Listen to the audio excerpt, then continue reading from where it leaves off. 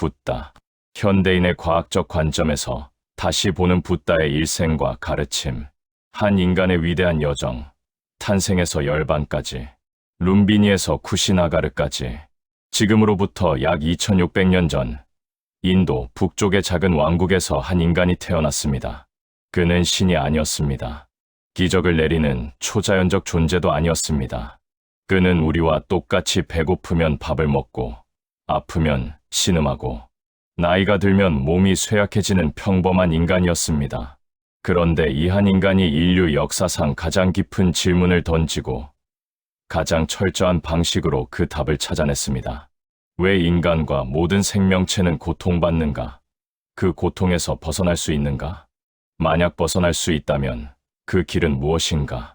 21세기를 사는 우리는 어쩌면 붓다의 이야기가 그저 옛날 종교 이야기라고 생각할지도 모릅니다. 하지만 잠시 생각해 보십시오. 우리는 그 어느 시대보다 풍요롭고 편리한 삶을 살고 있습니다. 그럼에도 우리는 여전히 불안하고, 여전히 외롭고, 여전히 무언가 깊이 결핍되어 있다는 느낌을 지우지 못합니다. 붓다의 이야기는 그 결핍의 정체를 밝히는 이야기입니다. 그리고 그것을 넘어서는 길을 보여주는 이야기입니다. 그의 삶은 단순한 위인전이 아닙니다. 그것은 인류가 스스로에게 던진 가장 진지한 실험의 기록입니다. 붓다의 탄생, 설화적 요소를 지향하고 현대인의 과학적 사고에 부합하는 붓다의 삶과 그의 가르침을 향한 여정을 시작하겠습니다. 격동의 인도, 기원전 6세기, 인도는 엄청난 지적, 사회적 격변의 시대를 맞이하고 있었습니다. 이 시기는 철학사에서 축의 시대라고 불리는 때와 일치합니다.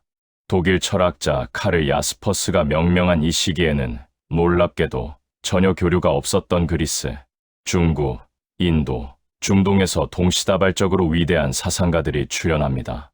그리스의 소크라테스, 중국의 공자와 노자, 유대의 선지자들, 그리고 인도의 붓다. 당시 인도는 브라만교가 지배하는 사회였습니다. 브라만 계층, 크샤트리아, 바이샤, 수드라의 사계층, 엄격한 신분제인 카스트 제도가 사람의 출생과 동시에 그 운명을 결정지었습니다. 사람이 전생에 어떤 업을 지었느냐에 따라 현생의 신분이 정해진다는 믿음 아래 이 불평등한 질서는 신성한 것으로 정당화되고 있었습니다. 하지만 기원전 6세기에 접어들면서 이 체계에 균열이 생기기 시작했습니다. 철제 농기구의 보급으로 농업 생산력이 급증하고 겐지스강 유역의 크고 작은 도시 국가들이 형성되면서 상업이 발달했습니다.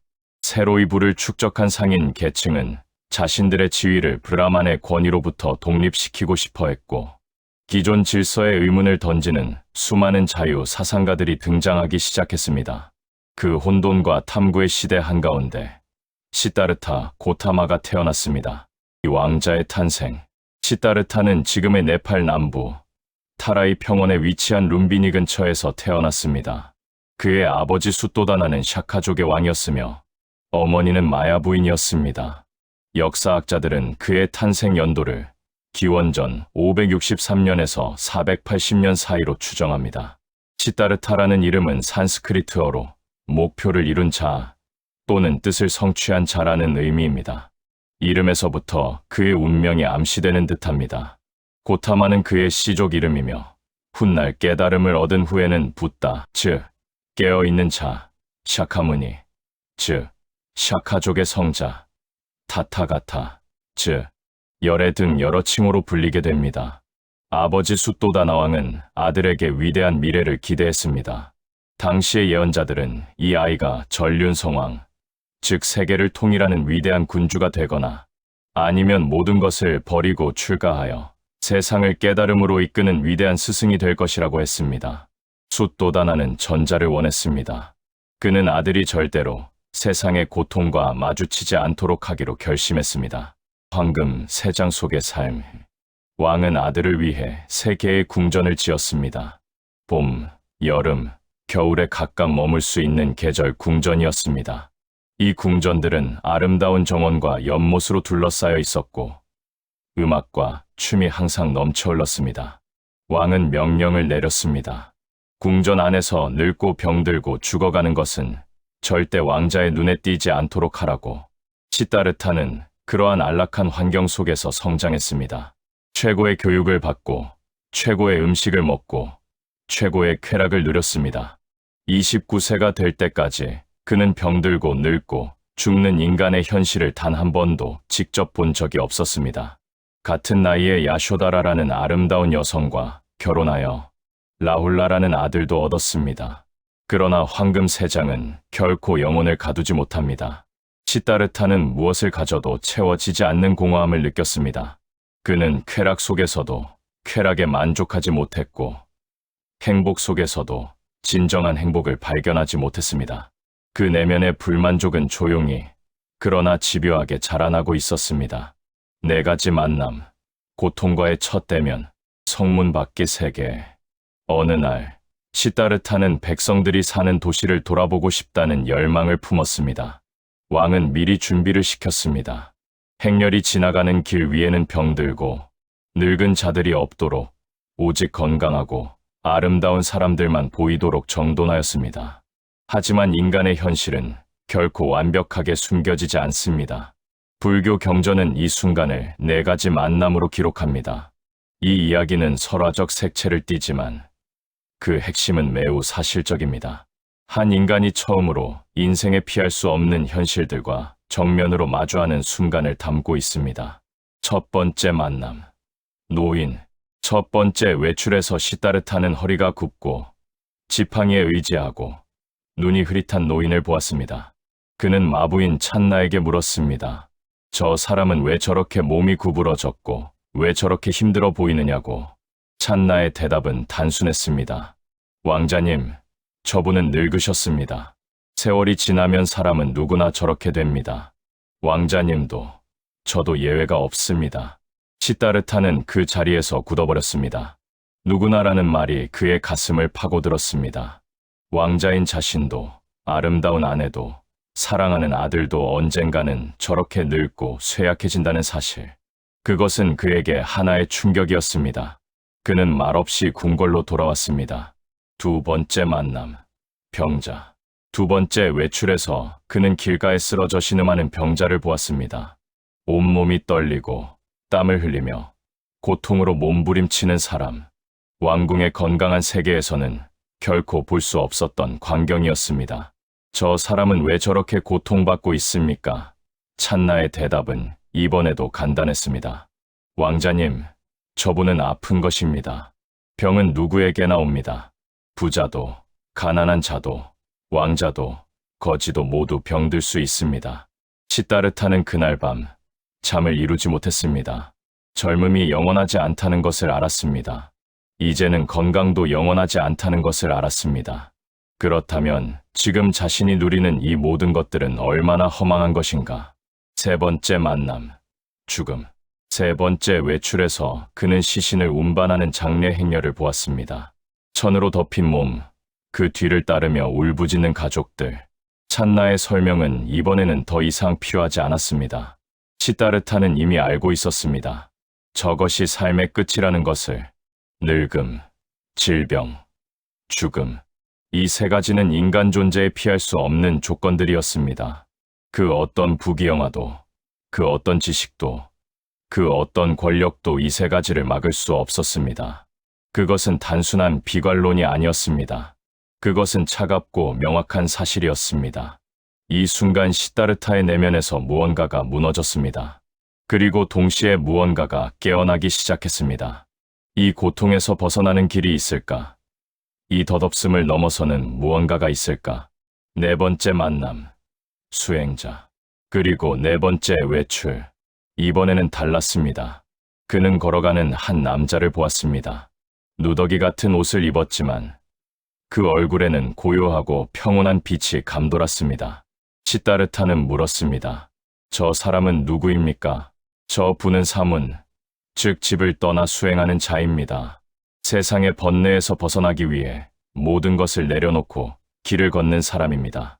그 수행자의 눈빛이 시다르타의 마음 깊이 박혔습니다. 그는 아무것도 갖지 않았습니다. 하지만 그 무소유 속에서 그는 오히려 충만해 보였습니다. 그것이 가능하다는 것이 그것이 가능한 삶이 존재한다는 것이 시다르타에게는 하나의 계시였습니다. 위대한 출가, 모든 것을 내려놓다. 이 출가의 결심. 그날 이후 시다르타는 변했습니다. 음악도, 춤도, 맛있는 음식도 그에게 더 이상 의미가 없었습니다. 그의 눈은 항상 어딘가 먼 곳을 바라보고 있었고, 그의 마음은 항상 같은 질문 위에 머물러 있었습니다. 그는 아버지에게 나아가 말했습니다. 아버지, 저는 고통의 원인을 찾고 싶습니다. 늙고 병들고 죽는 것을 극복할 길이 있는지 알고 싶습니다. 그 길을 찾도록 허락해 주십시오. 숫도다나 왕은 아들의 눈빛에서 돌이킬 수 없는 무언가를 읽었습니다. 그는 필사적으로 아들을 붙잡으려 했습니다. 더 많은 음악, 더 많은 쾌락, 더 많은 것들을 제공했습니다. 그날 밤에는 아름다운 무희들로 궁을 가득 채웠습니다. 그러나 그날 밤, 자정이 지나 무희들이 지쳐 쓰러져 잠들었을 때 시다르타는 방을 둘러보았습니다. 아름답던 여인들이 입을 벌리고 흐트러진 모습으로 쓰러져 있었습니다. 방금 전까지 아름다움의 절정처럼 보였던 것들이 한순간에 더덥고 공허한 것으로 보였습니다. 그것은 어떤 환멸을 넘어선 본질을 꿰뚫는 각성이었습니다. 29세의 밤, 출가. 기원전 534년, 시다르타는 29세였습니다. 그날 밤, 그는 잠들어 있는 아내 야쇼다라와 갓 태어난 아들 라울라의 얼굴을 마지막으로 바라보았습니다. 그는 아들의 이름을 라울라, 족쇄라 지었다는 기록이 있습니다. 이 이름 자체가 그의 마음속 갈등을 보여줍니다. 사랑하는 아들이 그에게는 동시에 족쇄였습니다. 그가 아내와 아들을 버리고 떠난 것은 냉혹하고 무책임한 행동처럼 보일 수 있습니다. 사실 그것은 인간적으로 매우 고통스러운 결정이었습니다. 하지만 그는 이렇게 생각했을 것입니다. 나는 지금 한 가족을 떠나는 것이 아니다. 나는 모든 존재들이 고통에서 벗어날 수 있는 길을 찾으러 가는 것이다. 마부 찬나와 함께 말에 오른 시다르타는 성문을 조용히 빠져나갔습니다. 경전은 이것을 위대한 출가라 부릅니다. 그 새벽, 한 왕자가 사라지고 한 구도자가 탄생했습니다. 그는 아노마 강가에 이르러 말에서 내렸습니다. 스스로 검을 들어 상투를 잘랐습니다. 왕족의 화려한 옷을 벗고 지나가는 사람의 누더기 옷과 바꾸어 입었습니다. 그것은 단순한 옷의 교환이 아니었습니다. 그것은 정체성의 완전한 탈피였습니다. 그는 더 이상 왕자 시다르타가 아니었습니다. 그는 이제 진리를 찾아 나선 한 명의 구도자였습니다.